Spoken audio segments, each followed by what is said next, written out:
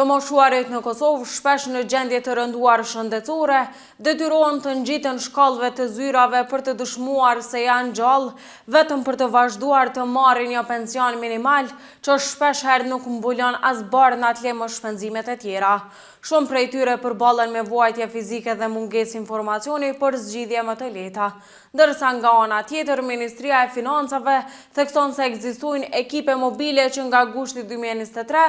vizitojnë në shtëpi pensionistët që nuk mund të paraqiten vetë, ku thuhet se kërkesa mund të bëhet me telefon apo email nga vetë pensionisti ose familjarët, por që shumë ka të moshuar që nuk janë të informuar për këtë shërbim. Një pamje e shfaqur së fundmi ku shihet një i moshuar në gjendje të rënduar shëndetësore,